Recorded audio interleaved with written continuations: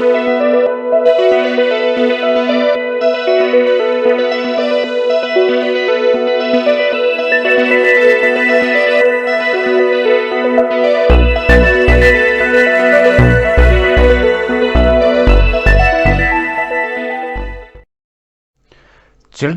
हम लोग डिस्कस कर रहे हैं जो सीबीएसई या एचपी बोर्ड या कोई भी बोर्ड, स्टेट बोर्ड, जो क्वेश्चन पेपर है मैथमेटिक्स का 12th क्लास के लिए, इसके कुछ वीडियोस मैंने बना के रखे हैं।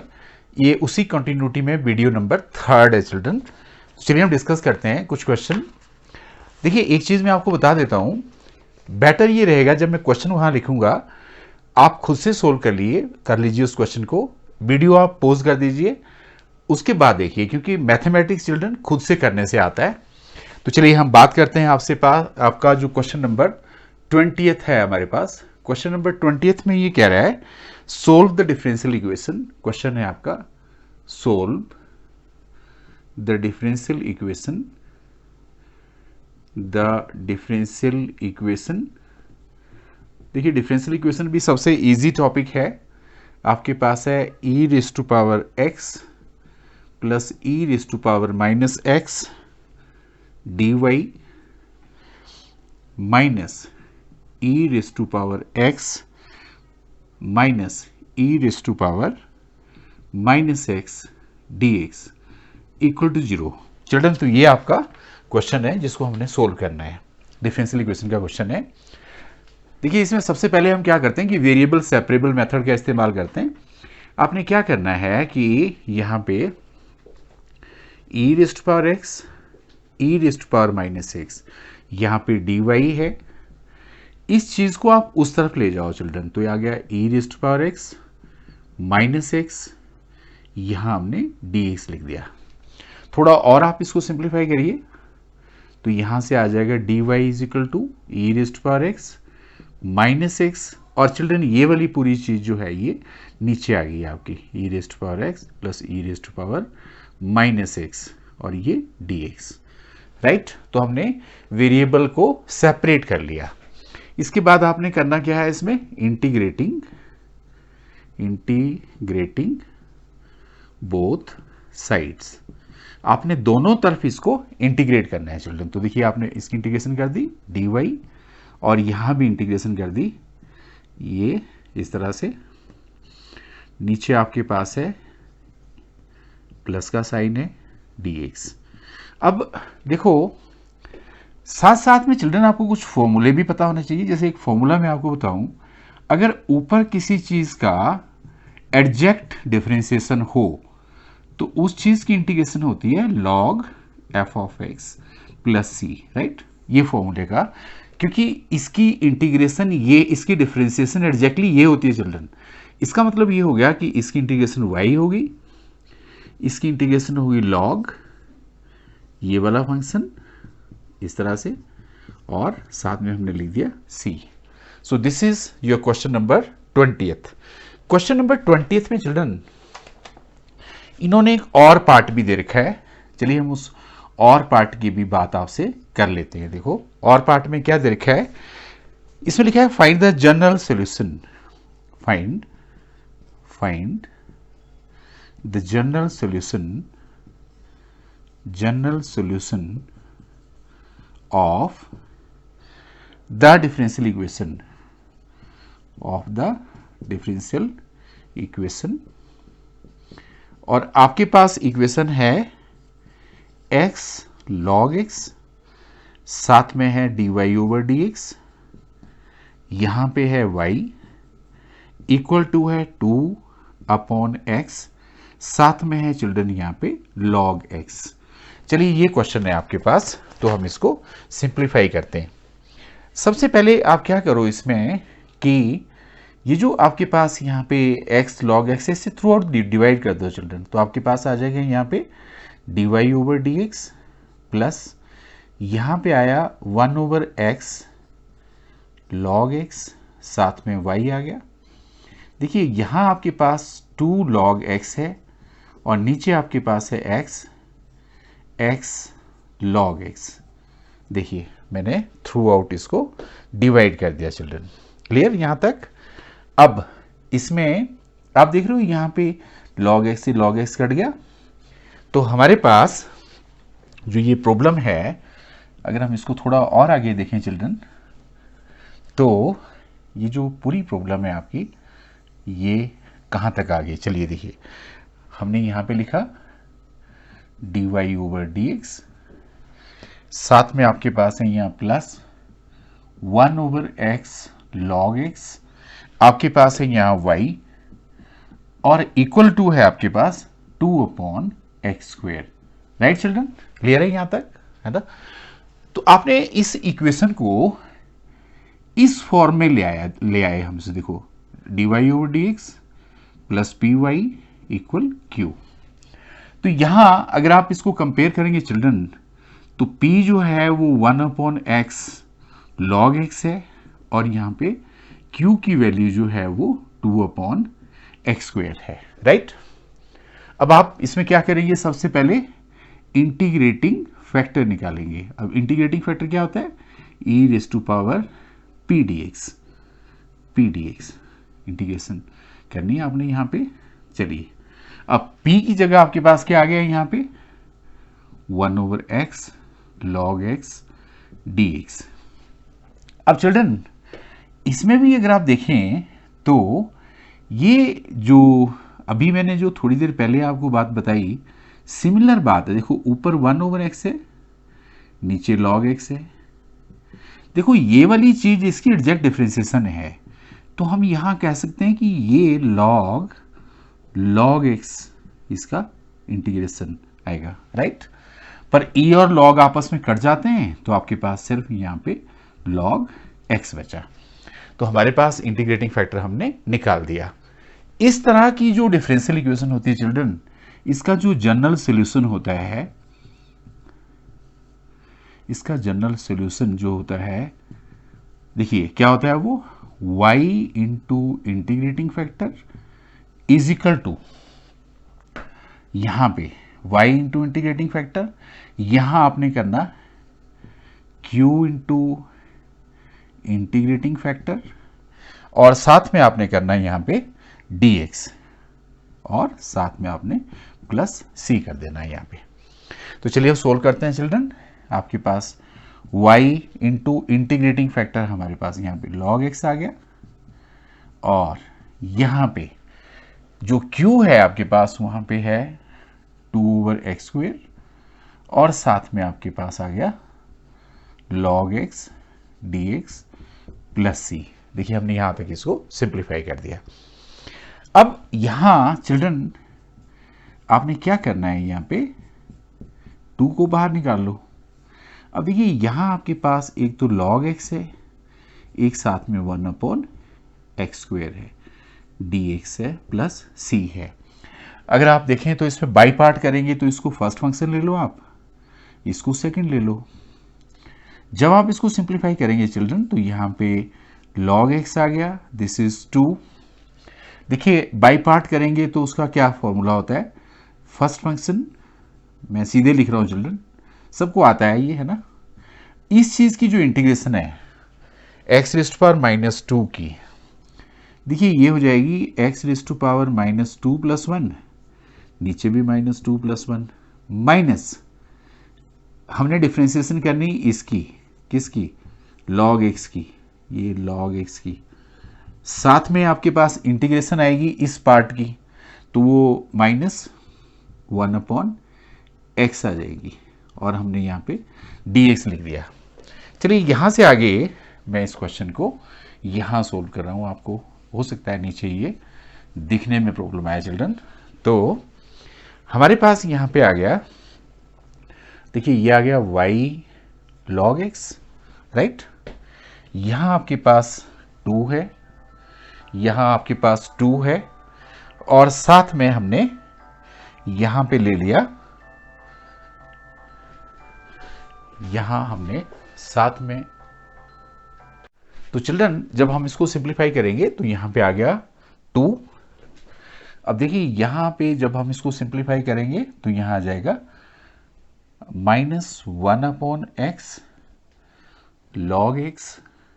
ओके, यहाँ चिल्ड्रन इस पार्ट में देखिए इसकी डिफ्रेंसिएशन जो है वो 1/x होती है, और यहाँ आपके पास ये -1/x है ना, -1/x dx है। चलिए इसको भी फर्दर सिंप्लीफाई कर देते हैं, तो आपके पास log x 2 -1/x log x। अब चिल्ड्रन यहाँ तो ये प्लस का साइन हो जाएगा, इसकी इंटीग्रेशन -2 + 1 और नीचे भी -2 + 1 + c होगी। तो हम इसको सिंप्लीफाई करें तो आपके पास log x आ गया, यहाँ पे -2/x log x, यहाँ पे -1/x + c। तो ये आपका जो क्वेश्चन है इसको हमने सिंप्लीफाई कर दिया चिल्ड्रन। तो आप देख रहे हैं यहाँ पे मेरे ख्याल में मेरे पास यहाँ पे ये जो 2 है ना चिल्ड्रन, इससे थ्रू आउट मल्टीप्लाई होगा, तो ये थोड़ा ध्यान देना आपने। जब मैं इसको 2 से मल्टीप्लाई करूँगा तो ये इसके साथ भी आएगा, तो बेटर है कि आप यहाँ पे y log x लिखा आपने, यहाँ पे -2/x लिख लो, यहाँ आ जाएगा 1 + log x और साथ में +c आ जाएगा। तो डिफरेंशियल इक्वेशन का क्वेश्चन है, काफ़ी इजी है। आई होप आप बच्चों को ये समझ आ गया होगा। इसी तरह से हम क्वेश्चन नंबर 21 में चलते हैं चिल्ड्रन। यहाँ पे क्वेश्चन नंबर 21। अब क्वेश्चन नंबर 21 क्या कहता है, let us start with this question, है ना। Question number 21। तो मैथमेटिक्स चिल्ड्रन बहुत इजी कंसेप्ट है, एंड आई थिंक अगर आप इसको काफ़ी इंटरेस्टिंग वे में सीखें तो मुझे नहीं लगता कि इसमें कुछ प्रॉब्लम है सीखने में, बहुत इजी है। चलिए बात करते हैं हम आपसे क्वेश्चन नंबर 21 की। ये आपका वेक्टर का कंसेप्ट है, और ज़्यादातर जो साइंस वाले बच्चे हैं उनको तो ये आना ही चाहिए। देखिए इसमें क्या दे रखा है, late a = I + 4j + 2k, ये a की वैल्यू दे रखी है, और यहाँ पे चिल्ड्रन b दे रखा है आपका 3i - 2j + 7k। इस तरह से चिल्ड्रन आपके पास c भी दे रखा है, यहाँ पे c की वैल्यू है 2i - j + 4k, ये दे रखा है। Find the vector d which is perpendicular to, ये कह रहा है इसमें फाइंड वेक्टर d which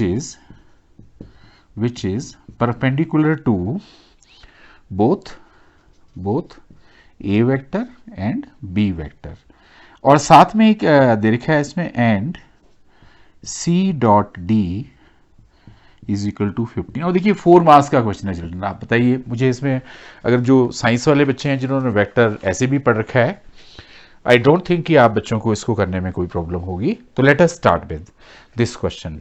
देखिए इसमें आप एक काम करो, जो डी वेक्टर है उसको आप कंसीडर ही कर लो चिल्ड्रन। जैसे हमने लिख दिया यहाँ पे d1i + d2j + d3k, ऐसे ले लिया। अब आप इस फिलॉसफी में चलते हैं कि c.d, इसने 15 दे रखा है children, right. c.d vector c.d = 15। देखिए डॉट प्रोडक्ट सबको आती है, तो मैं सीधे लिख रहा हूं यहाँ पे, आपके पास आ गया 2d1 - d2 और प्लस 4d3 = 15। इसको हमने नंबर 1 दे दिया चिल्ड्रन। अब आपके पास दे रखा है कि ये जो आपका d वेक्टर है, it is perpendicular to a, vector d is perpendicular to a vector. तो ऑब्वियसली है, तो फिर d.a चिल्ड्रन 0 हो जाएगा। देखिए अगर ये 0 होगा तो यहां से क्या आएगा, d.a से क्या आएगा, d1 + 4d2 + 2d3 = 0। इसको हमने नंबर 2 दे दिया। इसी तरह से हम लोग जो आपका d है, it is also perpendicular to b vector. तो इसका मतलब ये हो गया चिल्ड्रन कि हम कह सकते हैं कि d.b भी आपका 0 हो जाएगा, राइट। अब आप देखिए आपके पास यहाँ पे जो बी वेक्टर है उसके हिसाब से आपके पास आ गया ये 3d1 minus 2d2 plus 7d3 plus 7d3 is equal to 0। This is your equation number 3। अब चिल्ड्रन मेरे ख्याल में ये तो 10th स्टैंडर्ड से भी कम बात है कि आप इसको सोल्व कर सकते हैं आराम से। इस वाली इक्वेशन को आप 3 से मल्टीप्लाई करिए और इसके नीचे लिख दीजिए 3d1 plus 12d2 plus 6d3 is equal to 0। इनको दोनों को सब्ट्रैक्ट कर दीजिए तो आपके पास यहाँ पे आ गया minus 14d2 plus d3 is equal to 0। This is equation number 4। हमारे पास जो फर्स्ट इक्वेशन है इसमें अगर आप चाहते हैं कि देखिए आपकी जो फर्स्ट इक्वेशन थी वो थी 2d1 minus d2 plus 4d3 is equal to 15 थी। इसी इक्वेशन को चिल्ड्रन आप 2 से मल्टीप्लाई कर दीजिए 2d1 plus 8d2 plus 4d3 is equal to 0, right. मैंने उसको इस वाली इक्वेशन को 2 से मल्टीप्लाई कर दिया, उसमें उस वाली केस में 3 से किया था। आप यहां भी इनको क्या करो चिल्ड्रन, एलिमिनेशन मेथड से d1 को एलिमिनेट कर दो। और देखो मजे की बात है इसमें d1 ही एलिमिनेट नहीं हुआ, d3 भी एलिमिनेट हो गया और आपके पास यहाँ पे minus 9d2 is equal to 15 आ गया। यहाँ से आप d2 की वैल्यू निकाल सकते हैं माइनस 15 ओवर 9, 3 3 ज़ा 9, you get here minus 5/3 d2 की वैल्यू। अब अगर आपका d2 आ गया चिल्ड्रन तो आप यहां से d3 निकाल लेते हैं। चलो देखो आपके पास है यहाँ माइनस 14d, अब चलिए d2 की वैल्यू ही भर देते हैं यहाँ पे minus 5/3 plus d3 is equal to 0। तो 70/3 माइनस में आ जाएगा क्योंकि उसको d3 को ना, चलिए d3 को उस तरफ ले गया मैं, तो आप कह सकते हो कि d3 की वैल्यू माइनस 70/3 होगी चिल्ड्रन। इसी तरह से हम लोग किसी एक इक्वेशन में भर के d1 भी निकाल सकते हैं। चलिए कौन सी इक्वेशन में भरें हम जिससे d1 आपका आ जाए, किसी भी एक इक्वेशन में आप भर लो, है ना। हम लोग भरते हैं इसमें, चलिए इसी में भर लेते हैं, इसी में भर लेते हैं। देखो आपके पास ये है d1, this is d1 plus 4। अब आपके पास d2 कितना है माइनस 5/3 और प्लस 2, d3 कितना है 70/3, ओके 70/3 है आपका इक्वल टू 0। चलिए अब इसको सोल्व कर लीजिए आप, तो आपके पास देखो d1 की वैल्यू आ जाएगी, ये उस तरफ जाएगा तो 140/3 हो जाएगा, ये भी उस तरफ जाएगा तो 20/3 हो जाएगा। 3 एलसीएम लेंगे हम 160/3, इसकी वैल्यू आ गई आपकी 160/3।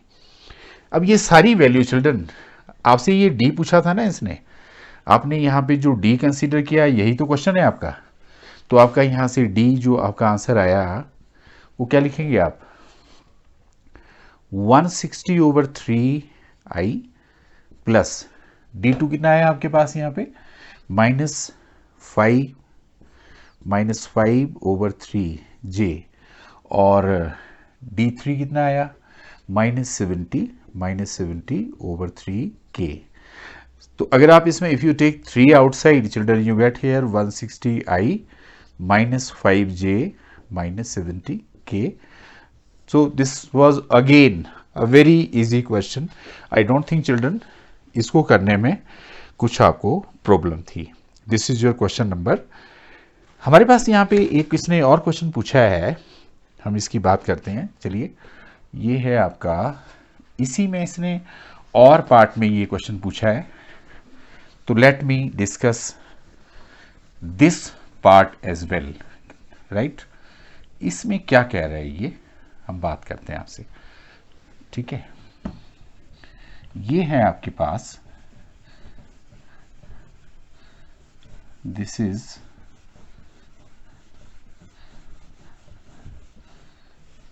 Question number, I am talking about now question, इसका और पार्ट है, ये क्वेश्चन नंबर 21 का और पार्ट है चिल्ड्रन, है ना। क्या कह रहा है ये, find modulus x if for a unit vector, if for a unit vector a, for a unit vector a, आपके पास दे रखा है इसमें कि x माइनस ए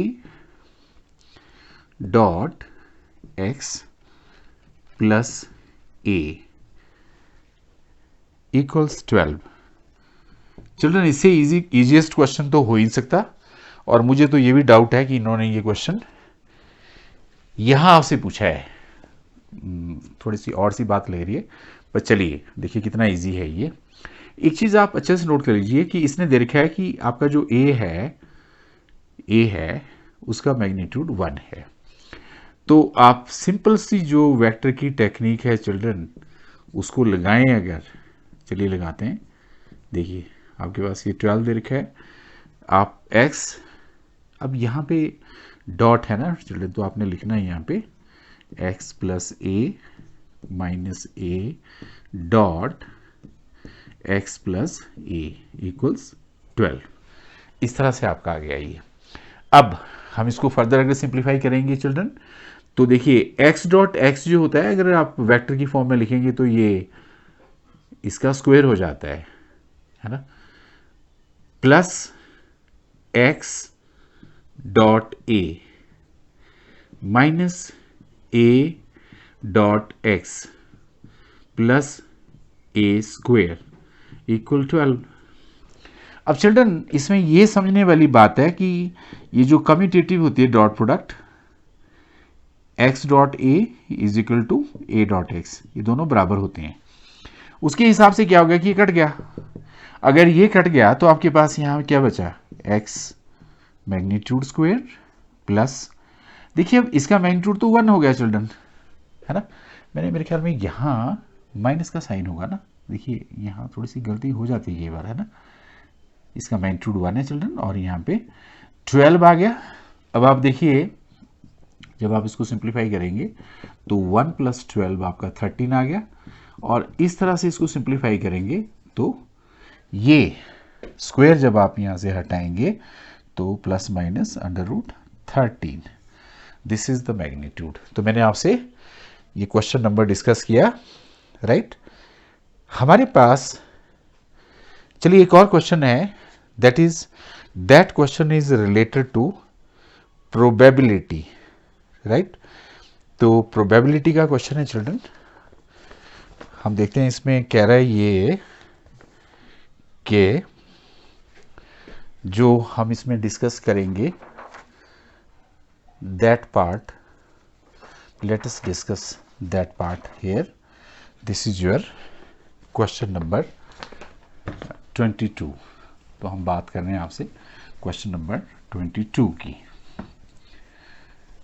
अब क्वेश्चन नंबर 22 में क्या कह रहा है ये, लेट अस स्टार्ट विद, कहता है कि फाइंड द प्रोबेबिलिटी, क्वेश्चन है आपका find the probability of getting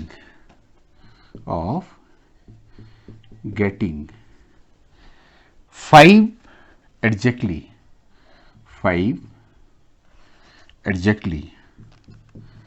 exactly twice in 7 throws of a die, in 7 throws of a die। ये आपका क्वेश्चन है, प्रोबेबिलिटी का क्वेश्चन है। और प्रोबेबिलिटी का क्वेश्चन जो है चिल्ड्रन, देखिए अगर आप the repeated toss of a die और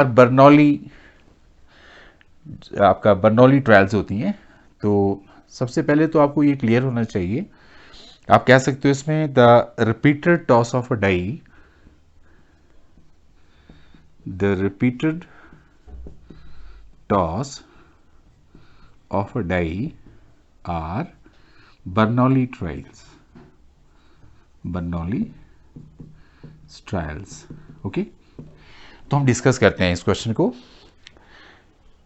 देखिए, सबसे पहले तो हम एक चीज बात करते हैं कि मान लिया जाए जब भी हम लोग आपने डाई को टॉस किया, चलिए पी जो है आपके पास वो सक्सेस है, क्यू आपके पास फेलियर है, और P प्लस क्यू चिल्ड्रन सबको पता है 1 होता है, यानी आपके पास अगर Q निकालना है तो 1 माइनस P होता है। ये सारी चीज़ें आपने 10th स्टैंडर्ड से पढ़ रखी हैं, मुझे बताने की जरूरत नहीं है। तो चलिए, हमारे पास जो क्वेश्चन है इसमें ये कह रहा है कि आपने, देखिए आपने इसमें किया find the probability of getting 5 exactly twice in 7 throws of a die. सबसे पहले तो आप गेटिंग 5 एग्जैक्टली 5 आपने लेना है यहां पे। तो हम इसमें P प्रोबेबिलिटी हमने ली, X इज इक्वल टू, मैंने इसको यहां पे X ले लिया, राइट। हम इसको किस तरह से लगाएंगे फॉर्मूला, बर्नौली ट्रायल का फॉर्मूला है n C X P raise to power x Q raise to power n minus X. This is the formula Bernoulli trial के लिए, डायरेक्ट आपके पास ये फॉर्मूला है। अब आप एक चीज देखिए कि यहां पे n जो है चिल्ड्रन 7 थ्रोज है, तो n की वैल्यू आपकी 7 है। साथ में देखिए इसमें आपको क्या कह रहा है ये कि हमारे पास ट्वाइस, तो यहां पे जो x की वैल्यू है वो 2 है, राइट। अब रही बात आपकी कि जब आपने इसको डाई को टॉस किया तो p की वैल्यू आपकी 1/6 है, राइट। और अगर आपने इसमें q निकालना तो 1 माइनस 1/6, तो चिल्ड्रन ये 5/6 होगी, राइट। अब देखिए सिंपल सा कंसेप्ट है बर्नौली ट्रायल का।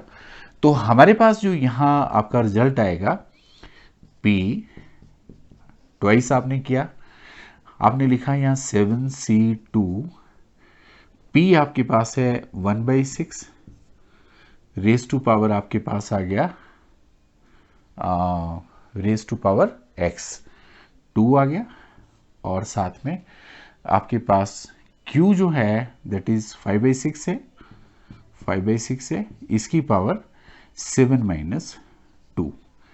देखिए इसको सॉल्व करेंगे तो 7 फैक्टोरियल, नीचे आ गया 2 फैक्टोरियल, यहां पे आ गया 5 फैक्टोरियल, 1/6 का स्क्वायर है चिल्ड्रन, यहां पे 5/6 रेज टू पावर 5 है। अब इसको सिंप्लीफाई करना आसान काम है, देखो बहुत ही, आपके पास यहां आ जाएगा 7 इंटू 6 इंटू 5 फैक्टोरियल कर दीजिए, नीचे आपके पास 2 इंटू 5 फैक्टोरियल है।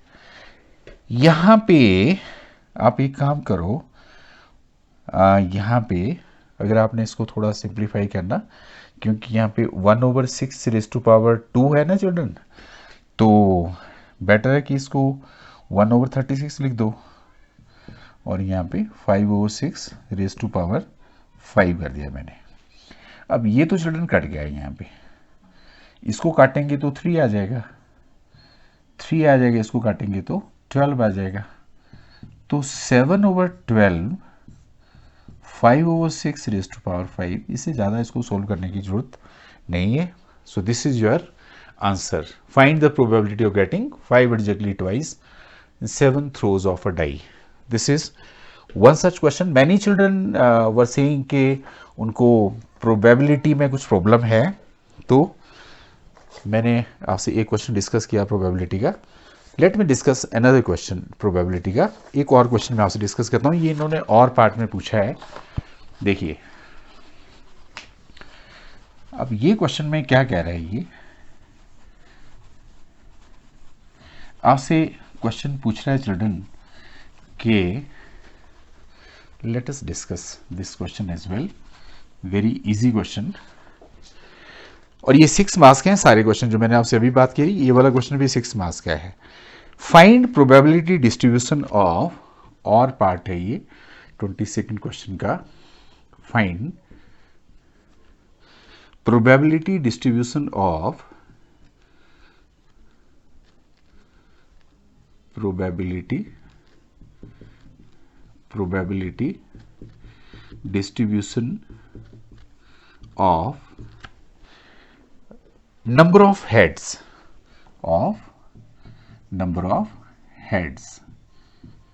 in 4 tosses of a coin, 4 tosses of a coin। ये क्वेश्चन है आपका, अच्छा क्वेश्चन है, 6 मार्क्स का क्वेश्चन है। देखिए सबसे पहली बात तो ये है चिल्ड्रन कि आप जब भी 4 टॉसेस करते हैं कॉइन के, तो उसका आप जो सैंपल स्पेस है वो बना लीजिए। तो आपके सैंपल स्पेस में बेटर ये होता है, जैसे मैंने लिखा है यहाँ पे हेड हेड हेड हेड, चारों आपने हेड लिखे। अगले वाले में हेड हेड हेड टेल, अगले वाले में टेल को आपने थोड़ा आगे सरका देना और हेड ऐसे ले गया, आगे और टेल को इस तरफ को ले आए, हेड हेड, और लास्ट में टेल हेड हेड, देखिए ऐसे आ गया।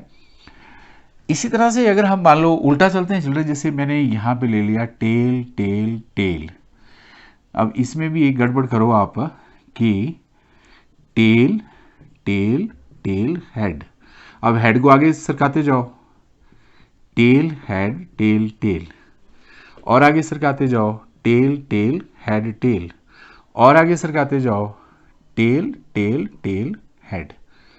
तो आप देख रहे हैं यहाँ पे ये 4 और हो गए। इसी तरह से चिल्ड्रन कुछ हम और बनाते हैं। चलिए देखिए आपके पास है हेड हेड टेल टेल, ये भी तो पॉसिबिलिटी है एक। इसमें दूसरी पॉसिबिलिटी भी हम बना लेते हैं, क्या, head tail tail head. Okay चलिए दूसरी पॉसिबिलिटी बन गई हेड टेल लिख देता हूं मैं। चलिए अगली पॉसिबिलिटी बनाइए, ये मैं कॉमा लगाता हूं यहां पे। चलिए अगली पॉसिबिलिटी क्या हो सकती है, हेड टेल टेल हेड। चलिए और पॉसिबिलिटी क्या हो सकती है, टेल हेड हेड को बीच में लाइए। और पॉसिबिलिटी क्या हो सकती है, tail tail head head, tail tail head head. देखिए यहां पे इस तरफ को थे, इसको इस तरफ को ले आए। और पॉसिबिलिटी से हो सकती है टेल हेड, इसी का उल्टा करना आपने, tell head head tail, tail head ऐसे। देखिए इसी की पॉसिबिलिटी में आप चेंज करेंगे। तो अगर आप देखेंगे चिल्ड्रन, और कोई बचे इसमें आपके पास 1 2 3 4 5 6 7 8 9 10 11 12 13 14 15 16, तो 16 बन गए। तो ये 16 टोटल आपका सैंपल स्पेस बनता है। तो आई होप कि यहां तक आपको 1 2 3 4 5, हाँ 16 हो गए पूरे, 5 3 से 15 और 1 आपका यहाँ पे आ गया 16। ओके तो आपके पास यहाँ पे जो नंबर ऑफ एलिमेंट्स हैं वो 16 है चिल्ड्रन, यहां तक आपको क्लियर हो गया। अब देखिए आपके पास जो x है, इसमें पूछा है कि नंबर ऑफ हेड्स। अब नंबर ऑफ हेड्स की क्या पॉसिबिलिटी हो सकती है चिल्ड्रन, नंबर ऑफ हेड्स की क्या पॉसिबिलिटी हो सकती है, 0 भी हो सकता है हेड, 1 भी हो सकता है, 2 भी हो सकते हैं, 3 भी हो सकते हैं, 4 भी हो सकते हैं। तो आपने 4 हेड बोला है ना इसने आपके पास मैक्सिमम। ओके तो हमने ये 4 पॉसिबिलिटीज हो सकती है। अब आपने कुछ भी नहीं करना है इसमें, जैसे सबसे पहले आप ऐसा करो कि x इज इक्वल टू 0 में चलो। अब x इज इक्वल टू 0 में चिल्ड्रन देखो जहां पे एक भी हेड नहीं है, तो ऐसी पॉसिबिलिटी तो एक ही जगह है, tail tail tail tail. Okay तो अगर देखें हम, तो अगर मैंने प्रोबेबिलिटी निकालनी यहां पे x इज इक्वल टू 0 में, तो मैं ये फॉर्मूला लगा दूंगा। क्या फॉर्मूला लगाऊंगा, nx over ns। Okay children आपके पास ये 1/16 आ गया। सिंपल, क्लियर हो गया। चलिए अब हम चलते हैं यहाँ पे x इज इक्वल टू 1 पे। अब x इज इक्वल टू 1 पे आप ढूंढिए जरा, 1 आपका कहाँ पे आ रहा है। देखिए 1 आ रहा है आपका टेल टेल टेल हेड, एक टेल टेल हेड टेल, दो टेल हेड टेल टेल, तीन हेड टेल टेल टेल, चार। मेरे ख्याल में मुझे तो इसमें 4 ही दिख रहे हैं चिल्ड्रन, आपको ज़्यादा तो दिख रहे हैं, मुझे तो 4 ही दिख रहे हैं। तो इसका मतलब ये हो गया कि अगर मैं इसको यूं करके लिखूं P X is equal to 1, तो मैं लिखूंगा इसमें N X over N S. ये आपके 4 सैंपल स्पेस आया था, यहाँ 1 आया था, तो चिल्ड्रन 4/16 हो गया। सिंप्लीफाई कर दीजिए, 1/6 आपके पास आ गया यहाँ पे।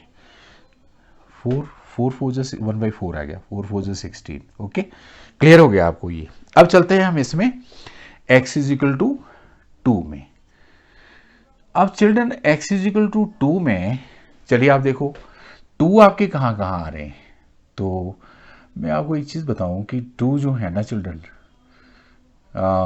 देखिए head head tail tail, head tail head tail, head tail tail head, tail head head tail, tail tail head head, head tail head tail head. गिनो जरा कितना हो गए, 1 2 3 4 5 6 चिल्ड्रन, 6 हो गई राइट। तो अगर आपके पास ये 2 में 6 आ रहे हैं, तो चलिए आप यहाँ भी इसकी प्रोबेबिलिटी निकाल दीजिए। At X is equal to 2 formula हो गया N X over N S. तो आपके पास 6/16 आ गया, 3/8 आपका इसकी प्रोबेबिलिटी आ गई। इसी तरह से चिल्ड्रन अगर हम चलते हैं और आगे, x इज इक्वल टू 3 में ये कम होता जाएगा। देखिए अब आप x इज इक्वल टू 3 लेंगे ना चिल्ड्रन यहाँ पे, तो ये ऊपर के मेरे ख्याल में आपके पास 4 ही आएंगे, है ना। मैं लिख दूं सीधा, यहाँ पे जो x की वैल्यू है, हेड हेड हेड, ये तो नहीं लेंगे हम यहाँ पे 3 में, तो ये वाला लेंगे। Head head tell 1, head head tail head 2, head tail head head 3, tell head head head 4। तो ये 4 है चिल्ड्रन सिर्फ, है ना। तो जब हम इसको सिंप्लीफाई करेंगे तो यहाँ पे भी आपने ये probability distribution at X is equal to 3 बनानी, और आपके पास आ गया N S over N S, है ना। यहाँ पे एन एक्स लेना आपने ना ओवर एन एस, तो आपके पास 4/16 आ गया, 2/8, 1/4 आ गया चिल्ड्रन, है ना, 1/4। इसी तरह से x इज इक्वल टू 4 में आएंगे चिल्ड्रन, तो एक ही है, देखो आपके पास, है ना, एक ही है ना, head head head head. Okay, तो यहाँ पे P X is equal to 4 में तो 1 क्या लिखेंगे आप यहाँ पे, N X over N S, तो आपके पास आ गया 1/16। अब आपने इसकी जो प्रोबेबिलिटी डिस्ट्रीब्यूशन है वो चिल्ड्रन ऐसे बनानी है। देखो पेपर में आपने लिखनी कैसे है, मैं यहाँ लिख देता हूँ। देखिए ये जरूर बनाना आपने, ऐसे आपने एक चार्ट जैसा, टेबल जैसा बनाना। उस टेबल में ये सारी डिस्ट्रीब्यूशन आपने उस टेबल में लिख देनी है। कैसे लिखेंगे आप, यहाँ x और यहाँ पे पी एक्स। चलिए x की वैल्यू आपने ली 0 1 2 3 4। 0 पे आपकी वैल्यू आ रही है 1/16, लिख दो। 1 पे आपकी वैल्यू आ रही है 1/4, लिख दो। 2 पे आपकी वैल्यू आ रही है 3/8, लिख दो। 3 पे आपकी वैल्यू आ रही है 1/4, लिख दो। और 4 पे आपकी वैल्यू आ रही है 1/16। देखिए तो, और 6 मार्क्स का क्वेश्चन है। देखिए चिल्ड्रन, मैं आपको सिर्फ एक बात कहना चाहता हूं, मैथमेटिक्स सिर्फ प्रैक्टिस से आता है। आप जितनी ज़्यादा प्रैक्टिस करते जाएंगे, आप मैथमेटिक्स में एकदम आगे चलते जाएंगे।